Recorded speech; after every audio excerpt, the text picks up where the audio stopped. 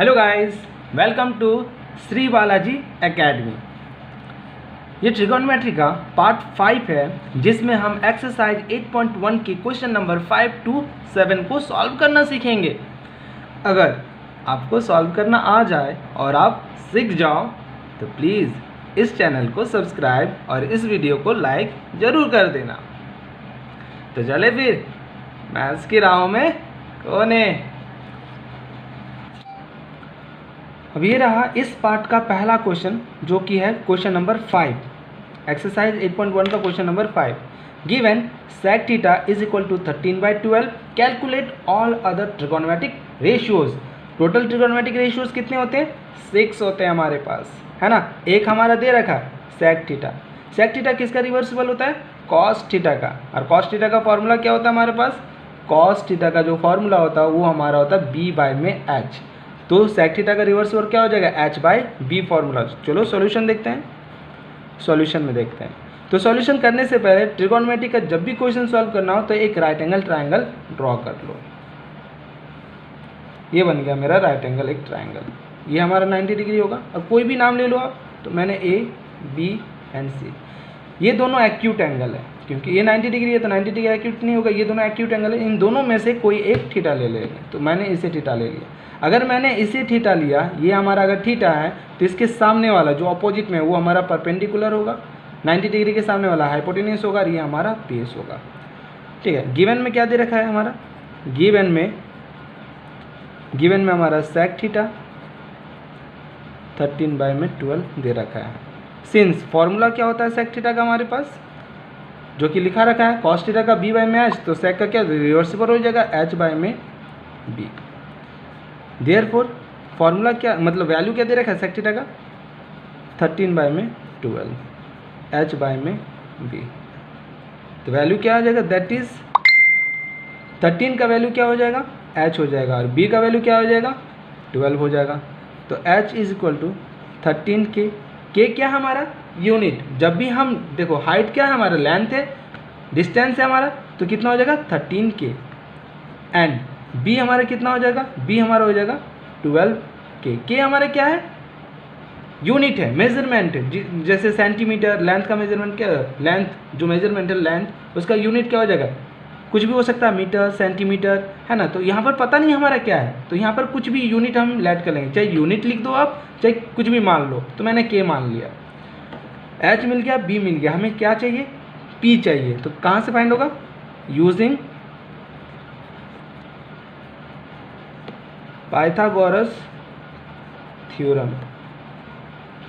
है ना। Pythagoras theorem क्या होता है हमारा? h² इज इक्वल टू में होता है p² प्लस में b²। h हमारा कितना दे रखा है? h हमारा 13 का होल स्क्वायर। p² हमारा पता नहीं है तो यहाँ रहने दो। b कितना हमारा? 12 का होल स्क्वायर। अब इसको इधर ले जाओ तो 13 का स्क्वायर क्या होता है? 169 माइनस 12 का क्या हो जाएगा? 144। और इधर क्या बचेगा? p²। इस 12 को मैं इक्वल टू के इधर ले गया, तो ये प्लस में था तो इधर ले गया तो क्या हो जाएगा? माइनस। और 12 का जो स्क्वायर होता है 144 होता है। तो मैं यहाँ पर डायरेक्ट कैलकुलेट करके लिख दिया हूँ।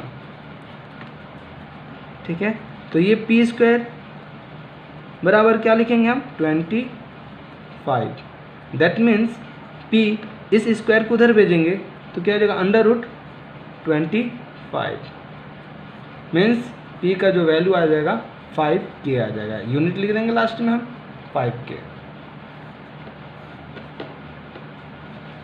नाउ हमें अदर ट्रिगोनोमेट्रिक रेशियोज और कितने बचे? 5 बचे, है ना। 5 sec थीटा दे रखा है तो cos थीटा तो इसी के रिवर्सिबल से एक निकल जाएगा। हमें और 4 निकालना है। तो नंबर 1 क्या हो जाएगा? sin theta. क्या होता है फॉर्मूला? p/h। p का वैल्यू कितना है हमारे पास? p का वैल्यू है 5 और h का वैल्यू है 13। ये आंसर आ जाएगा। देखो ऊपर में k, नीचे भी k कैंसिल हो जाएगा हमारा। दूसरा में क्या लिखो? इसी का रिवर्सिबल क्या होता है हमारा? cosec थीटा होता है h/p। बस इसको रिवर्सिबल कर दो 13/5। तीसरा क्या हो जाएगा हमारा? tan theta. क्या होता है हमारा? परपेंडिकुलर बाय में बेस। p कितना है? 5 और बेस कितना है हमारे पास? 12 है ना। 12 फोर्थ इसी का रिवर्सिबल क्या होता है कॉट थीटा, कॉट इसी का रिवर्सिबल बी बाय में पी, तो बी हमारे इसी का 12 बाय में 5। लास्ट वन कॉस है ना, सेक का उल्टा रिवर्सिबल क्या होता है कॉस थीटा, तो क्या हो जाएगा बी बाय में एच, यहाँ पर बी कितना है इसी का रिवर्स कर दो ना 12 बाय में 13, 12 बाय 13। ये सारे हमारा अदर ट्रिगोनोमेट्रिक रेशियोज जो है आंसर हो जाएगा, ये पूरा का पूरा हमारा क्या हो जाएगा आंसर हो जाएगा। चलो क्वेश्चन नंबर 5 हो गया। अब क्वेश्चन नंबर 6 के पास चलते हैं, आज का सेकंड क्वेश्चन। ये थोड़ा सा ध्यान देने वाला क्वेश्चन है, अच्छे से देखो इसे, और एक बार समझ में आ जाएगा तो बहुत इजीली सॉल्व हो जाएगा आपका, बहुत ही इजीली। तो देखो क्या बोला है क्वेश्चन में, if angle A and angle B are acute angles, दोनों के दोनों एक्यूट एंगल्स है, दो ट्राइंगल है, दोनों ट्राइंगल का अलग अलग एक्यूट एंगल है, such that cos A equal to cos B, दोनों जो ट्रिगोनोमेट्रिक रेशियोज है दोनों एंगल का कॉस है वो इक्वल है, then show that angle A और बी हमारा इक्वल, हमें ये प्रूफ करना है। गिवन में क्या दे रखा है, ये गिवन दे रखा है, हमें क्या प्रूफ करना है, ये प्रूफ करना है। तो दो ट्राइंगल बनाओ,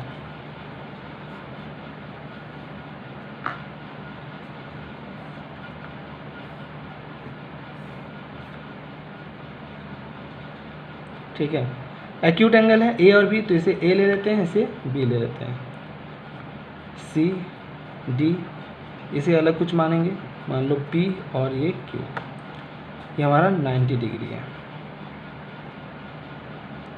ठीक है 90 डिग्री है। तो हमें क्या प्रूव करना है, ये दोनों एंगल इक्वल है, ये एंगल और ये एंगल, दो अलग अलग ट्राइंगल के जब एंगल को इक्वल करना है तो हमें यूज़ करना है सिमिलर ट्राइंगल का।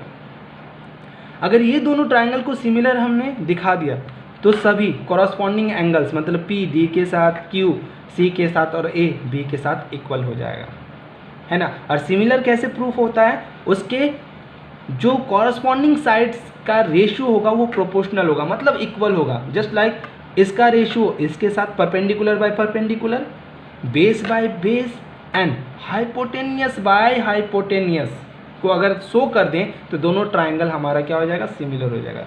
जस्ट लाइक मैं कहना चाह रहा हूँ पी क्यू, ये वाला side P Q divided by D C equal ये वाला साइड डिवाइडेड बाय ये वाला साइड, मतलब base by base, and last one A Q by में बी डी, मतलब base by base, hypotenuse by hypotenuse and perpendicular by perpendicular. अगर हमने ये प्रोपोर्शनल दिखा दिया, मतलब इक्वल दिखाया, सभी का रेशियो इक्वल दिखा दिया हमने साइड के दोनों का, तो ये क्या हो जाएगा, सिमिलर ट्राइंगल हो जाएगा। और जैसे सिमिलर ट्राइंगल होगा जितने भी कॉरस्पॉन्डिंग एंगल्स है जितने भी, वो आपस में क्या हो जाएगा, इक्वल हो जाएगा। चलो फिर प्रूफ करके देखते हैं। सबसे पहले सॉल्यूशन में गिवन दे रखा है उसे लिख लेते हैं, गिवन को सिंस से करते हैं शुरुआत, सिंस कॉस, यहाँ से करते हैं cos A is equal to cos B, ये हमारा दे रखा है इसे सिंस में। तो देयरफॉर कॉस ए ये वाला एंगल है, और कॉस का फॉर्मूला क्या होता है, बी बटे में एच। तो ये अगर एंगल है तो इसके सामने वाला परपेंडिकुलर बी कौन हो गया, ये हो गया, एच कौन हो गया इसका, ये हो गया। तो ए क्यू बाय में ए पी लिख सकते हैं इज इक्वल टू, अब कॉस बी कौन है, ये है हमारा कॉस बी, बी एंगल ये है, तो इसके अपोजिट में कौन है, परपेंडिकुलर, तो बेस कौन हो गया, ये हो गया, तो क्या हो जाएगा पी सी, और हाइपोटेनस कौन हो गया, बी डी, ये। तो दैट इज, इसके वैल्यू लिख लेते हैं। ए क्यू का वैल्यू क्या हो जाएगा, अभी कुछ देर पहले हम लोग देखें क्वेश्चन नंबर 5 में, इसके साथ जो इक्वल होता है ऊपर वाला वो हमारा क्या होता है, एंगल होता है, उसके साथ यूनिट लिखते हैं। तो ए क्यू का वैल्यू क्या हो जाएगा, B C unit, and A P का वैल्यू क्या हो जाएगा, ए पी का वैल्यू हो जाएगा बी डी यूनिट। कुछ ना कुछ तो मेजरमेंट होगा, मान लो ये कोई कांस्टेंट होता है तो यूनिट लिखते हैं ना, तो उसी तरह से मान लो अभी हमारे क्या है, ये कांस्टेंट कोई वैल्यू है तो इसीलिए यूनिट लिख दिए। अब देखो इसके आगे अगर सॉल्व करें, इसके आगे, तो इसके आगे हम क्रॉस मल्टीपल कर लेंगे। क्यों करेंगे अभी देखते हैं, क्रॉस मल्टीपल कर लो फिर बताते हैं। ए क्यू क्रॉस मल्टीपल करेंगे तो नीचे क्या आ जाएगा, B C is equal to A P कहाँ चल जाएगा, ऊपर में उधर, बाय में बी डी। अब देखो थोड़ा सा, ए क्यू क्या हमारा, इस ट्राइंगल का ए क्यू जो है बेस है, और बी सी इस वाले ट्राइंगल क्या है, बेस है, तो मतलब बेस बाय बेस हमें मिल गया।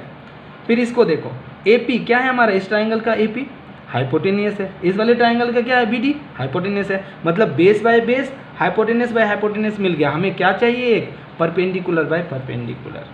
तो इसे हमें रेशियो जो है, में कोई भी वैल्यू इसको हम 1 के इक्वल रख सकते हैं, कुछ नहीं तो ये किसके इक्वल होगा, कुछ नहीं तो 1 के तो इक्वल हो ही सकता है ना, इक्वल 1 के तो हो ही सकता है ये, है ना, कुछ वैल्यू नहीं है मतलब 1 है तो 1 के इक्वल आ गया, ठीक है, 1 यूनिट इक्वल आ गया, इसे इक्वेशन 1 मान लो। अब देखो यहाँ पे यूजिंग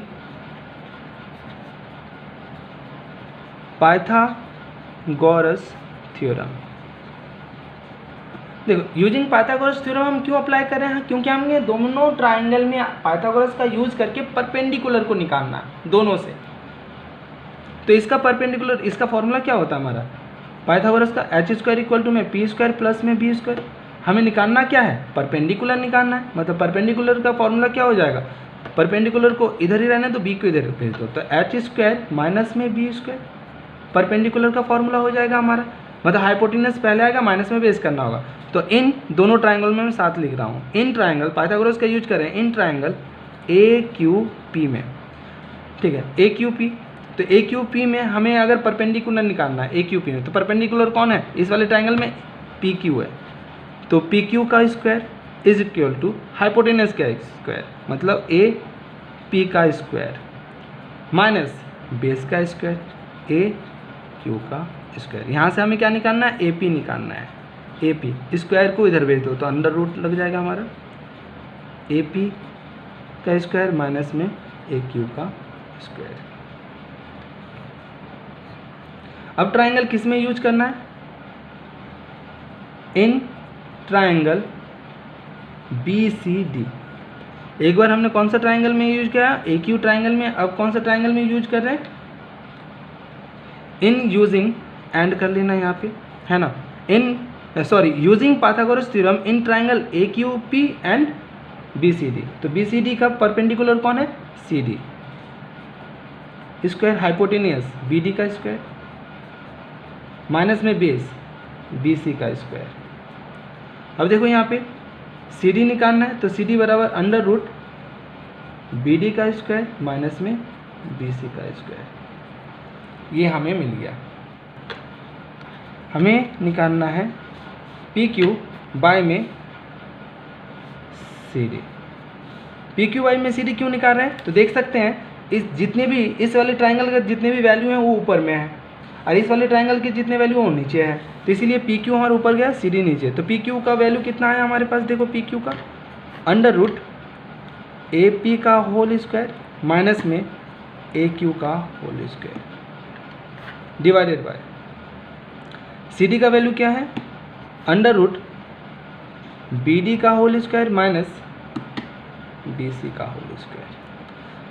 अब देखो यहाँ पे जो ए पी है, ए पी इसका वैल्यू हमने निकाल रखा था, ए पी का वैल्यू क्या निकला था, बी डी, और ए क्यू का वैल्यू क्या निकला था, बी सी। तो ए पी के जगह पे हम बी डी रख देंगे होल स्क्वायर माइनस ए क्यू के जगह पे हम बी सी रख देंगे होल स्क्वायर, और इसमें अंडर रूट बाय में अंडर रूट बी डी का स्क्वायर माइनस में बी सी का स्क्वायर। अब देखो दोनों जगह सेम आ गया, तो ये वैल्यू और ये वैल्यू कैंसिल आउट, तो कितना बचा हमारा 1। तो पी क्यू बाय में सी डी का वैल्यू कितना निकला, 1 निकला। इसे इक्वेशन 2 मान लो। अब क्या लिखेंगे यहाँ पे, फ्रॉम इक्वेशन 1 एंड 2। अब दोनों इक्वेशन देखो, ये हमारा पहला इक्वेशन था, ये भी 1 के बराबर लिए हैं और ये भी 1 के बराबर आया, है ना। दोनों वैल्यू का जो है RHS इक्वल है, तो ये सारा वैल्यू क्या हो जाएगा, ये दोनों इक्वल है इसके साथ, तो इसके साथ भी इक्वल होगा क्योंकि वो 1 के साथ इक्वल है। तो हम क्या लिख सकते हैं इसको, देयरफॉर ए क्यू बाय में B C is equal to A P by में B D is equal to P Q by में सी डी। ये हमारा तीनों इक्वल आ गया, देखो है ना। Base by base, hypotenuse by hypotenuse और परपेंडिकुलर बाय परपेंडिकुलर। जैसे ही ये तीनों रेशियो इक्वल हुआ दैट मीन्स हम क्या लिख सकते हैं, हम लिख सकते हैं, यहाँ पे एरो दे देना, हम लिख सकते हैं देयरफॉर कि ट्रायंगल PQA सिमिलर होगा ट्रायंगल DCB। अब ये दोनों जैसे ही कहाँ से हुआ, ये कौन से मेथड से, साइड साइड साइड से हुआ।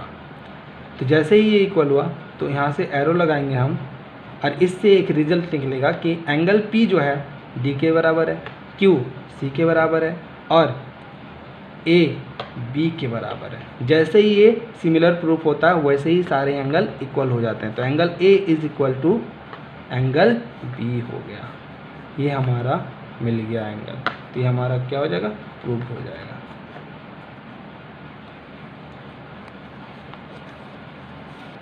अब क्वेश्चन नंबर 7 के पास चलते हैं जो कि आज का लास्ट क्वेश्चन है।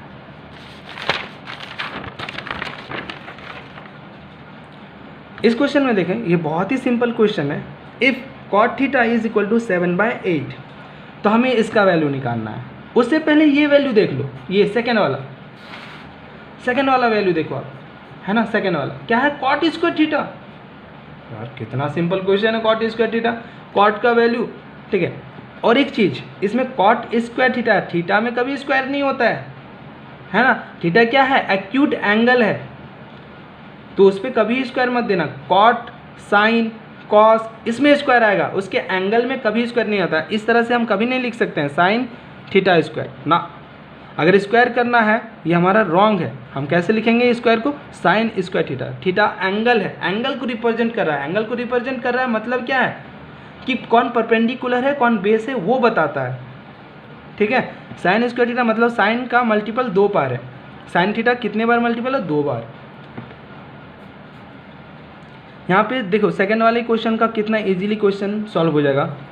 कॉट स्क्वायर थीटा है ना, कॉट का वैल्यू क्या है, कॉट का वैल्यू रख दो 7/8, उसमें स्क्वायर है तो इस पूरे का स्क्वायर कर दो, कितना आ जाएगा हमारा 49/64। ये आंसर हो गया, कितना सिंपल था। फर्स्ट वाले को अगर हमें निकालना हो तो हमें कैसे निकालना होगा, वही ट्रायंगल का मेथड PBH वाला।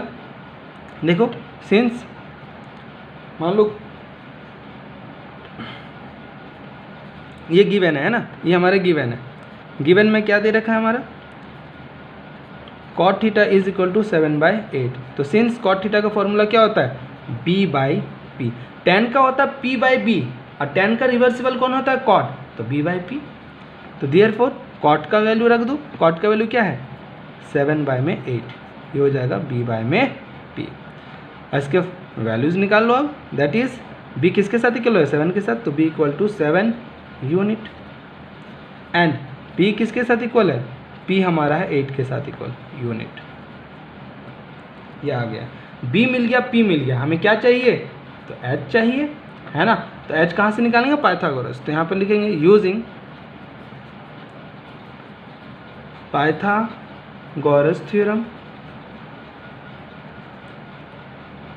क्या होता है, H square is equal to P square plus में B square, P square plus B square. हमें एच ही तो निकालना है। तो p का वैल्यू कितना है हमारे पास, p का वैल्यू है 8 का स्क्वायर प्लस b का वैल्यू है 7 का स्क्वायर। तो 64 प्लस 49 कितना हो जाएगा हमारा, ये हो जाएगा 3, ये हो जाएगा 1 1। तो h का वैल्यू यहाँ से √113 यूनिट, ये हमारा h का वैल्यू आ गया। अब h का वैल्यू जैसे ही आया, नाउ हमें क्या फाइंड आउट करना है, क्वेश्चन नंबर 1 को लिखो, 1 प्लस साइन थीटा, फिर 1 माइनस साइन थीटा, नीचे 1 प्लस कॉस थीटा, फिर 1 माइनस कॉस थीटा। अब देखो यहाँ पर a plus B a minus B, तो फॉर्मूला क्या होता है, आइडेंटिटी क्या था, एक a माइनस बी और a प्लस बी का आइडेंटिटी क्या होता था, A square minus B square, यहाँ पर वही तो आइडेंटिटी लग रहा है हमारा। बार बार हम साइन थीटा का वैल्यू क्यों निकालें, है ना। और एक चीज़ यहाँ पे साइन का वैल्यू निकालनी है, एच का वैल्यू निकल गया ना, तो यहाँ पर साइन और कॉस का दोनों का रिजल्ट यहाँ पे निकलो। तो साइन थीटा का रिजल्ट क्या होता है, एच बाय पी बाय में एच होता है ना फॉर्मूला। तो इसका रिजल्ट क्या हो जाएगा, पी हमारा कितना है, पी हमारा है 8 और एच हमारा कितना निकला, √113। तो कॉस थीटा का भी निकाल लो, क्या हो जाएगा, बी बाय में एच, तो बी का वैल्यू कितना है, बी का वैल्यू है 7 और √113। तो यहाँ पर आइडेंटिटी लगा लेंगे, ये देखो a plus B A minus B का, तो यहाँ पर हो जाएगा 1 का स्क्वायर तो 1 ही रहेगा, माइनस b हमारा कौन है, साइन स्क्वायर थीटा, बाय में नीचे सिमिलर हमारा हो जाएगा। अब देखो 1 माइनस इसका p का वैल्यू कितना है हमारा, 8 बाय में √113 का होल स्क्वायर बाय 1 माइनस यहाँ पर क्या हो जाएगा, 7 बाय में √113 का होल स्क्वायर। यहाँ पर हो जाएगा 1 माइनस 8 का हो जाएगा 64 बाय में 113 अंडर रूट खत्म हो जाएगा बाय 1 माइनस 49 बाय में क्या हो जाएगा 119, ये आ गया। अब इसका देखो क्या करेंगे, ऊपर से एलसीएम ले लेंगे, तो ये हो जाएगा 113 माइनस 64 बाय में 113 मेन बाय, देखो जहाँ पर मेन बाय होता है ना इक्वल टू वहीं पर रखना, ठीक है, नहीं तो गलत हो जाएगा। जहाँ पर ये मेन बाय है वहीं पर इक्वल टू रहेगा। यहाँ पर नीचे में एलसीएम ले लेंगे तो 113 माइनस 49 बाय में 113, तो 113 कैंसिल हो जाएगा, ठीक है। अब यहाँ पे देखो, ठीक है, यहाँ पर क्या बचा हमारा 113 माइनस 64, तो इसको करेंगे तो कितना हो जाएगा 49 बाय 113 माइनस 49 क्या हो जाएगा 64, ये आ जाएगा हमारा रिजल्ट, ये हमारा हो जाएगा रिजल्ट आंसर।